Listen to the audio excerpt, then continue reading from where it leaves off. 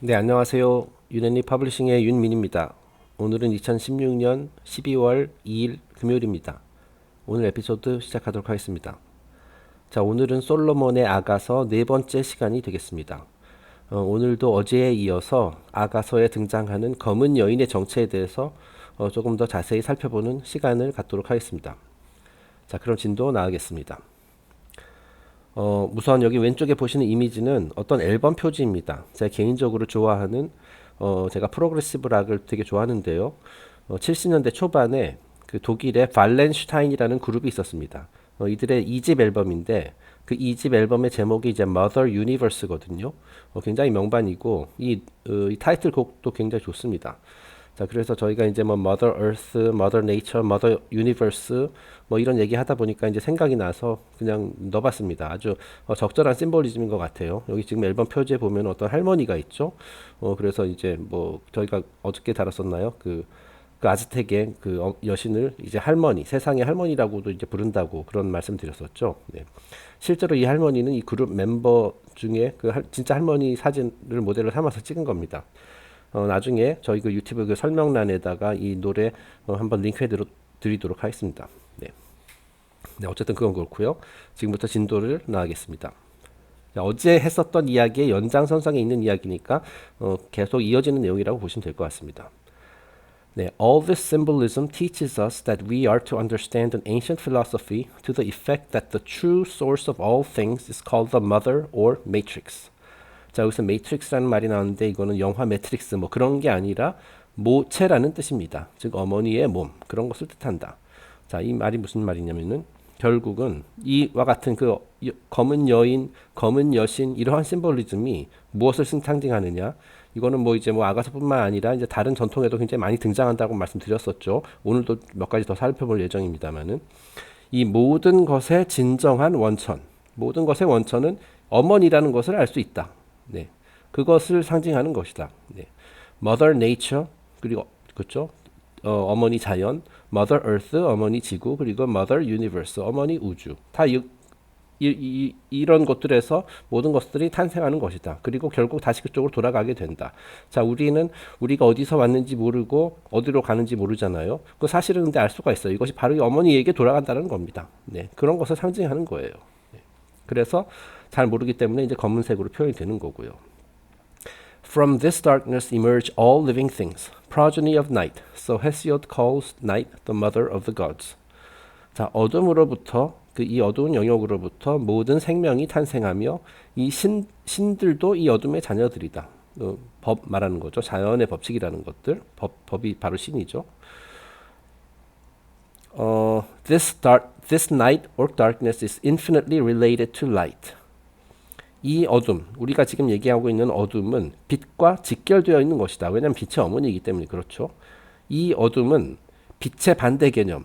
네, 빛은 우리가 뭐 진리, 깨달음, 선 이런 것들을 상징하는데 그거의 반대 개념이 아니에요. 반대 개념을 뭐 예를 들어서 악, 무지, 뭐 낮은 의식 상태 그런 걸 상징하는 개념이 아니라 빛을 낳은 어머니라는 상징이다. 그것을 얘기해야 된다는 거예요. 자, 그러니까 이제 어둡다라는 것이 이게 크게 두 가지 의미가 있는 거예요. 빛을 낳은 어머니이기도 하고 이제 좀 하위 레벨에서는 이제 뭐 사악한 것, 무지 상태 이런 걸 상징하기도 하는 거고요. 어둠 그런 걸 상징하기도 하는 거고요. 자, day and night follow themselves, the eternal alternation. Day is Solomon, night is the dark goddess. 자, 이 어둠과 빛 그리고 낮과 밤 이거 우리 일상에서 늘 보는 거죠. 자연계에서도 이 낮과 밤이 매번 돌아가면 나타나는 순환이 있다는 거예요. 그러니까 이제 낮과 밤, 어둠과 밝음 이거는 뗄래야 뗄 수가 없는 관계입니다. 어머니와 아들의 관계라는 거예요. 그리고 이 아가서에 등장하는 솔로몬과 검은 여신 역시 그 각각 낮과 밤을 상징하는 것이다. 자, 그런데 어저께 이런 그림으로도 보여드렸듯이 이게 밤이 어둠이 빛을 품고 있는 거죠. 네, 그런 관점에서 이해를 하시기 바랍니다. 뗄래야 뗄 수가 없는 관계다. 네. 자, 어둠이 있으니까 빛이 있을 수 있는 거예요. 네. 갑자기 생각났는데 이거 퀴즈는 어떻게 좀 제가 이걸 지금 미리 그 녹음하고 있는 것이기 때문에 아직 이 퀴즈에 대한 그 댓글이 달렸는지는 제가 알 수 없습니다만은 네, 제가 조금 더 하루 더 시간을 드리겠습니다. 네. 갑자기 떠올라서요. 네. 자, 이거 어제 다 했던 얘기죠. 다음 페이지 넘어가겠습니다. 이제 몇 가지 이제 매니 아저씨가 이제 이 어둠 검은 여인에 대한 심볼리즘을 이제 몇 가지 더 언급을 합니다. 자, 그래서 처음 이제 사례로 든 것이 이제 힌두교 쪽 전통입니다. 한번 읽어보겠습니다. 참고로 이게 왼쪽에 보시는 것은 이미지는 이 남자 신이 이제 시바고요. 오른쪽이 이제 시바의 부인 파르바티입니다. A fine Hindu fable illustrates this. 자, 힌두교의 우화에서 이 개념을 또 한번 볼 수 있다. Shiva, the sun, falls in love with Parvati, the daughter of Himalaya, the god of the mountains. 자, 힌두교 우화에서는 그 산의 신 히말라야, 우리가 뭐 히말라야 산맥 이런 거 있죠. 히말라야 산 이런 거 있죠. 그 이제 히말라야가 원래 산의 신의 이름이에요. 자, 히말라야의 딸인 파르바티. 파르바티는 선셋을 의미합니다. 저녁 노을.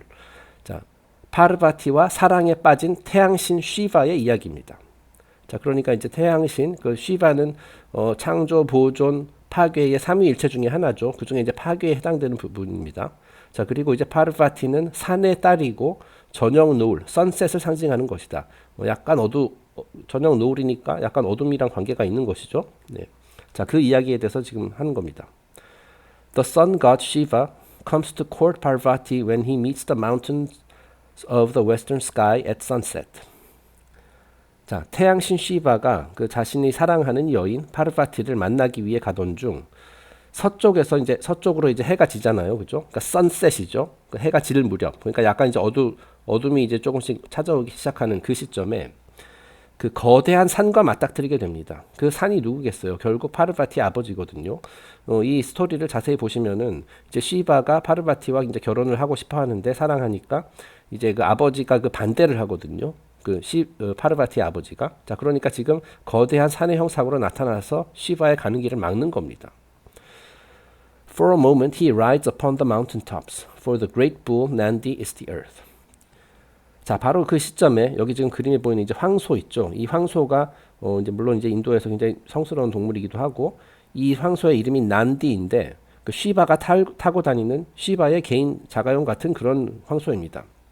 이 전설에 따르면 시바가 황소 난디에 올라타서 이 산의 정상을 정복했다라는 거죠. 자, 그러니까 자신의 앞길을 가로막는 그 사실 이제 장인어른이 될 사람인데 그 산을 정복을 했다라는 거죠. 자, 그래서 결국에는 자신이 사랑하는 파르바티와 이제 결합을 하는데 성공을 하게 됩니다. 자, from the union of Shiva, the sun, and Parvati, the sunset, is born Kali, the goddess of night, worshipped throughout India as the black daughter of the sun.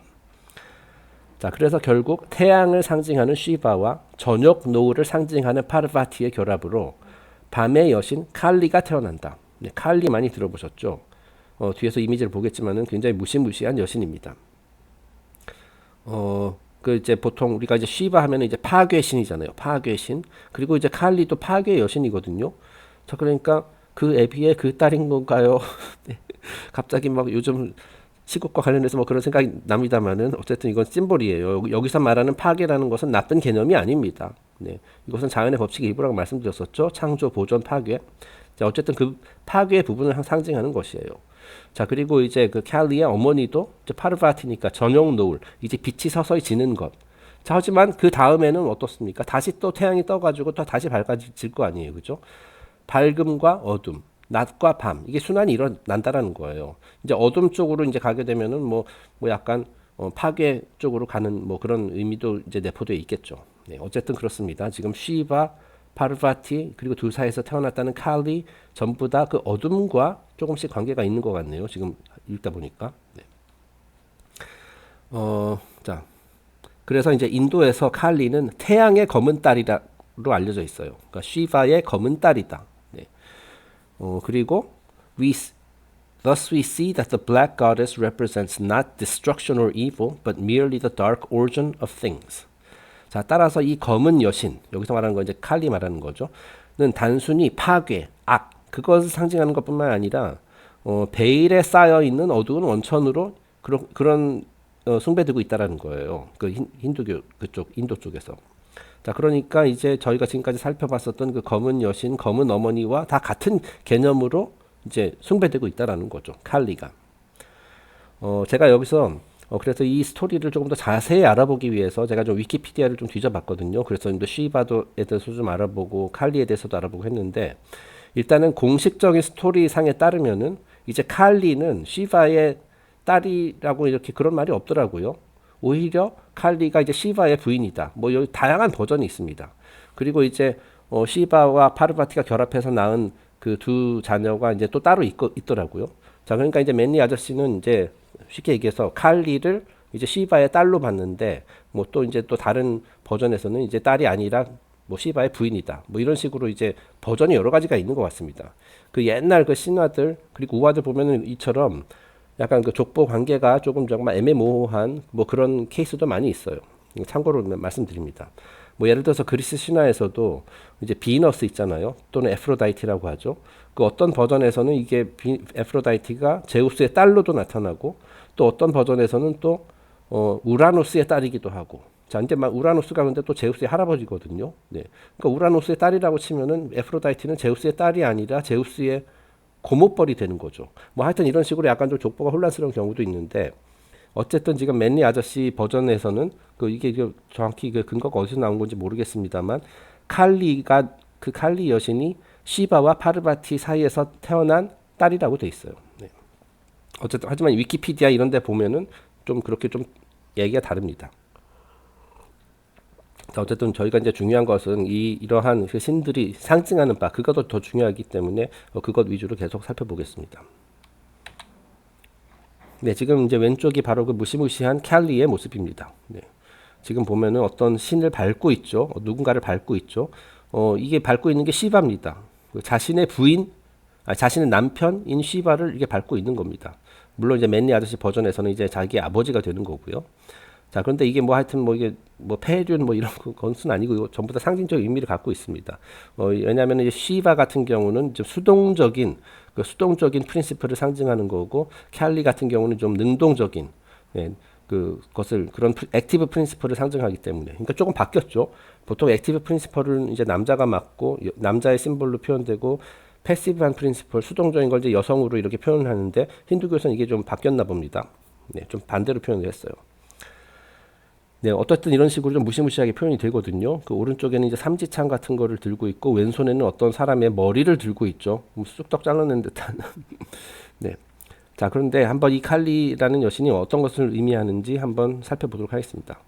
자, 일단 위키피디아에 따르면은 이 칼리가는 Goddess of Time, Creation, Destruction and Power입니다. 자, 그러니까 시간, 창조, 파괴, 그리고 힘 이런 것들을 상징하는 여신이라고 돼 있어요. 자, 한번 읽어보겠습니다. Kali's earliest appearance is that of a destroyer, principally of evil forces. 자, 그 힌두교에서 초기에는 칼리가 어떤 식으로 묘사되었냐면은 파괴자로 묘사되었어요. 그러니까 아버지 시바와 마찬가지로 파괴자예요. 아버지 또는 이제 남편 그 시바와 마찬가지로. 자, 그리고 이제 악의 힘, 주로 악의 힘을 파괴하는 그 파괴의 여신이다. Over time, she has been worshipped by devotional movements and tantric sects variously. 하지만 시간이 흐르면서 이제 그녀에 대한 그 인식, 캘리가 상징하는 바가 조금씩 이제 바뀌게 되었어요. 자, 그래서 어떻게 됐냐면은 Divine Mother, 그러니까 신성한 어머니, Mother of the Universe, 우주의 어머니, 우주 어머니. 이런 식으로 그 이미지가 바뀌었다라는 겁니다. 자, 그러니까 우리가 지금까지 살펴보았었던 그 검은 여인, 다 같은 의미로 이제 지금 해석이 되고 있다라는 거죠. 자, 하지만 역시 이런 것들보다는 파괴자 이런 것들이 훨씬 더 강렬하고 인상적이잖아요. 자, 그래서 이때 이런 그 이제 예술 분야에서도 이와 같이 파괴자로 이렇게 묘사되는 경우가 많습니다. 네. 자, 근데 여기서 제가 이거 하다 보니까 좀 또 떠오른 것이 지금 이 칼리라는 말 자체가 이제 시간이라는 뜻이래요. 시간, 그 힌두교 그 산스크리트어로. 자, 그래서 이제 Goddess of Time이거든요. 자, 이 시간과 관련된 신들은 그 칼리도 그렇고 이제 그리스의 크로노스도 그렇고 끔찍한 모습으로 묘사되는 경우가 많습니다. 제가 여기서 한번 추가해봤어요. 그리스의 크로노스, 힌두교의 칼리 등은 그 시간을 상징하는 신들은 모두 끔찍하고 사악한 모습으로 묘사되는 경우가 많아요. 지금 크로노스의 그 뭐 이미지는 안 나타나 있습니다만은 크로노스가 뭐 대표적인 그 이미지가 뭐냐면 그 이제 거대한 낫을 들고 있고요. 그걸로 이제 모든 걸 싹둑싹둑 잘라버리죠. 그래서 이게 말하자면 저승사자. 그 그림 리퍼라고 하죠 영어로는. 이제 사람이 죽으면은 그 영혼을 이제 수거해가는 수확해가는 자. 네. 그래서 이제 죽음과 연관이 돼 있어요. 그렇기 때문에 항상 저 사악한 것으로 이제 많이 묘사가 되거든요. 그리고 이제 뭐 이제 해골 바가지로 묘사되는 경우도 있고, 뭐 예를 들어서 중세 시대의 패스트, 뭐 유럽 쪽에서 났을 때 그것도 이제 왜 그 어떤 해골 바가지가 이제 낫을 갖고 사람들 생명을 이렇게 다 수거해가는 걸로 이렇게 많이 묘사가 되잖아요. 그것이 전부 다 이제 크로노스 심볼리즘에서 나온 거거든요. 하여튼 뭐 그런 식으로 많이 묘사가 되고, 그 힌두교 칼리도 지금 그죠? 그 마치 그 죽음의 저승사자와 같은 그런 모습으로 묘사가 되잖아요. 자, 그런데 이게 왜 그러냐면은 둘 다 타임, 시간을 상징하기 때문이에요. 네. 사실 우리가 가만히 생각해 보면은 제가 이거 쓴 겁니다만은 사실 시간이야말로 잘못된 모든 것들을 궁극적으로 바로 잡아주는 정의의 힘이 바로 시간이에요. 시간이 흐르면은 지금 아무리 불의한 것이라도 불공평한 처사, 뭐 예를 들어서 그 이제 뭐 부정부패를 저질러 가지고 승승장구하고 있는 사람, 그 사람은 결국에는 인과관계의 법칙에 의해서 시간이 흐른 후 벌을 받게 돼 있다. 뭐 그런 개념이거든요. 네. 자, 그리고 지위 고하를 막론하고 뭐 신분의 귀천 이런 거를 막론하고 모든 인간은 육신을 가진 모든 인간, 모든 생명체는 결국에는 시간의 앞에 굴복하게 되죠. 결국에는 다 죽을 거 아니에요. 부자든 거지든 간에. 예. 자, 그렇기 때문에 시간이 최후의 심판관인 거거든요. 모든 것들을 궁극적으로 결국에는 바로 잡아준다. 뭐 예를 들어서 역사라는 것도 어떻습니까? 바뀌잖아요. 역사에 대한 뭐 역사의 평가에 맡기겠다. 뭐 이런 말이 있죠. 역사의 평가에 맡기겠다는 것은 결국 시간에 맡기겠다라는 뜻이에요. 크로노스 칼리에게 맡기겠다. 결국에는 그 왜곡된 뭐 그런 말 있잖아요. 역사라는 것은 승자가 쓴 기록이다. 그래가지고 이제 막 거짓말을 치기도 하죠. 그래서 이제 나쁜 짓을 한 사람들이 막 미화되고 뭐 이런 식으로 결국에는 하지만 시간이 흐르면은 그것이 본래 진리대로 간다, 진리 쪽으로 다시 가게 된다라는 거예요. 예.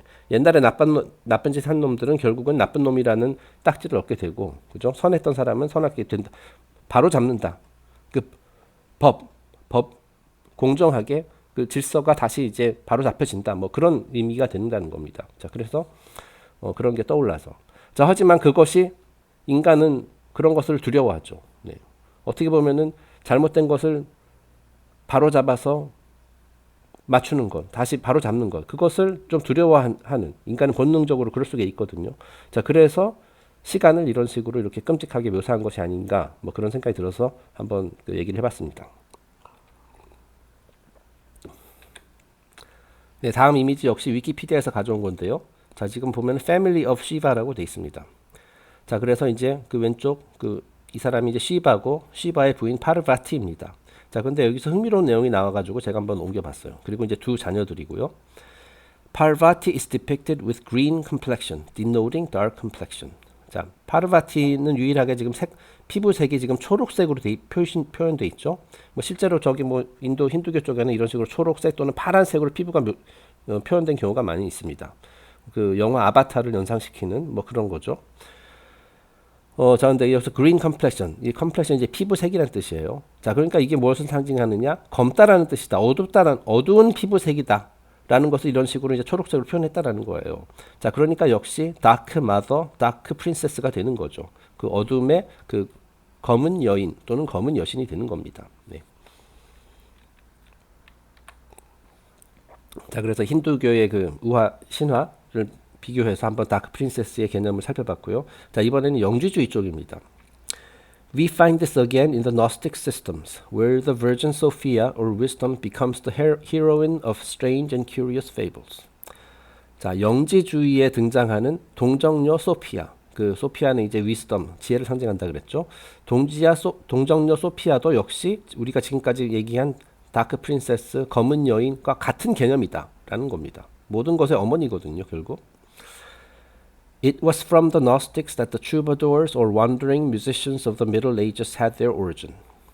자, 옛날 그 중세 시대 옛날 유럽 쪽에 보면은 그 유럽의 포크 음악이라든지 뭐 이런 것들이 이제 많이 있거든요. 그러니까 우리나라로 치면 이제 전통 민요 이런 것들이죠.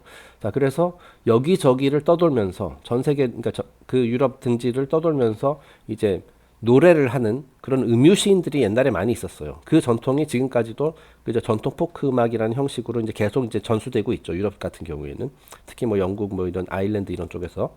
네. 자, 이 중세, 그런데 이 중세 시대의 떠돌이 음유 시인들, 트루바도르 또는 민스트롤 뭐 이런 말도 썼던 것 같은데, 네. 이 떠돌이 음유 시인들이 이제 하는 노래에 거의 항상 그 단골로 등장하는 어떤 여인이 있어요. 그 어떤 그 미지의 여인, 신비스러운 여인을 이런 칭송하는 내용, 그런 노래들이 많았거든요. 그 이들이 노래로 칭송했던 바로 그 신비스러운 여인이 바로 소피아라는 겁니다. 그 영지주의 노스틱 시스템에 등장하는 동정녀 소피아, 모든 것의 어머니. 그래서 영지주의 그 신화에 따르면은 이 소피아가 그 엘로힘들을 낳았죠. 엘로힘들을 창조했죠. 자, 그러니까 신들의 어머니인 겁니다. 네. 지금까지 저희가 얘기한 것과 다 이제 일맥상통하는 그런 내용이 되는 거죠. The troubadours were the sweet singer of songs, and they always sang of a mystical and unknown woman, the virgin of the world. 자, 여기 나오죠. 그 어떤 신비스럽고 미지의 어떤 여인에 대해서 그 여인에 대해서 이제 노래를 하는 그런 노래들을 작곡해가지고 여기저기 이제 부르고 다녔다라는 겁니다. 네. 그 여인의 정체가 무엇이냐? The virgin of the world 라는 거예요. 이 세상의 어머니인 동정녀 어머니다. 네. 그래서 이제 그 기독교에 있는 동정녀 마리아 이런 개념이 전부 다 이런 데서 비롯된 겁니다. 네. These sonnets soon came to be regarded as merely love songs, but in their origin they were mystical hymns of adoration to the mother of the world.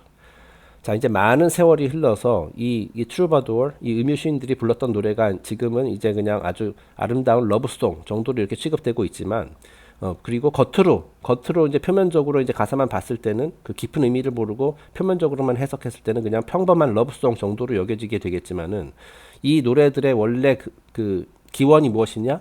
결국은 Mother of the World, 세상의 어머니에 대한 찬가였다는 거예요. 그러니까 옛날 율리아누스 황제가 신들의 어머니에게 바치는 노래를 썼듯이 그 이 중세 시대 음유 시인들도 그 신비스러운 어머니 소피아에 대한 찬가를 작곡을 해가지고 이렇게 불렀었던 거고, 어떻게 보면은 저희가 다루고 있는 이 Song of Solomon, 솔로몬의 아가서 역시 그런 노래라는 거죠, 말하자면. 네.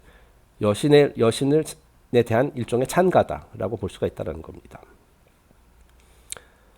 또 여러 가지 또 사례가 있습니다. Dante and Beatrice, the dark woman of Shakespeare's sonnets, are both statements of the same myth, rooted in history but not significant as history.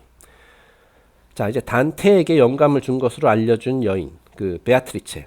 그리고 이제 뭐 제가 셰익스피어는 많이 안 읽어봐서 모르겠습니다만은 셰익스피어의 시에 등장하는 검은 여인, 이런 그 소위 말해서 여자 주인공들 역시 같은 심볼리즘을 담고 있는, 같은 의미를 담고 있다라는 겁니다.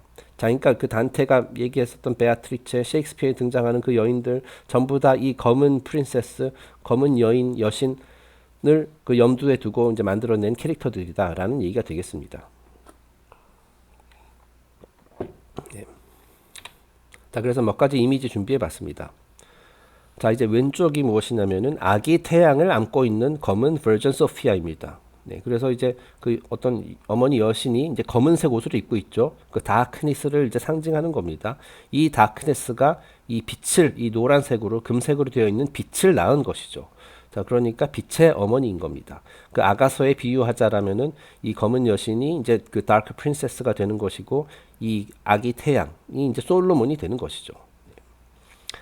자, 그 다음에 이제 기독교 신비주의인 장미십자회, 로지크루션에서도 이런 이 개념에 대해서 많이 연구를 했고요. 너무나도 이제 오른쪽 보시면은 너무나 깨알 같아서 읽어보진 못했습니다만은 여기서 장미십자에서 얘기하는 버전 소피아의 개념도입니다. 자, 그래서 이제 버전 소피아가 여기 위에 있어요. 자, 그리고 이 밑에 있는 게 뭐냐면은 우주예요, 우주. 자, 그러니까 이제 우주를 낳았다는 뜻이죠. 우주를 낳은. 우주 안의 모든 것, 신들을 포함한 모든 것을 낳은 어머니가 바로 버전 소피아다. 이런 식으로 표현이 되어 있습니다. 네. 이렇게 써 있네요. The heavenly and earthly Eve, mother of all creatures in heaven and on earth. 네. 그리고 천상과 지구의 이브이자 천국과 지구상의 모든 생명체들의 어머니이다. 뭐 이런 식으로 써 있네요. 네. 다음 페이지입니다. 자, 이제 왼쪽에 있는 것은 역시 또 오늘 어떤 앨범 표지입니다. 그 Morning Phase라는 아주 좀 알려지지 않은 그 희한한 옛날 70년대 초반 뭐 그때 포크 그룹인데요. 그 이 이미지가 이 표지가 이제 그 유명한 예술 작품이거든요. 이게 바로 단테 베아트리체를 그 그린 모습이랍니다. 굉장히 희귀 앨범이고 약간 자랑질을 하기 위해서 제가 갖고 있다 뭐 이런 겁니다. CD를 갖고 있습니다. 네, 그리고 이제 오른쪽은 그 중세의 음유시인을 이렇게 이제 그림으로 표현한 겁니다. 자, 이들이 아까 얘기했지만 이들이 부른 노래들의 주인공이 전부 다 그 버전 소피아, 바로 다크 머더, 다크 머더 유니버스에 해당된다라는 겁니다.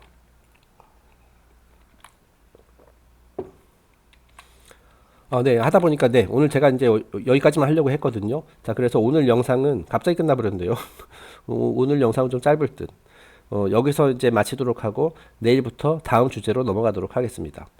자, 그러면은 제가 오늘이 금요일이죠. 자, 그러니까 주말 잘 쉬시고요. 다음 주에 또 뵙도록 하겠습니다. 아마도 다음 주 월요일에 솔로몬의 아가서가 끝나게 될 것 같습니다. 네. 자, 그러면 오늘 영상 여기서 마치겠습니다. 감사합니다.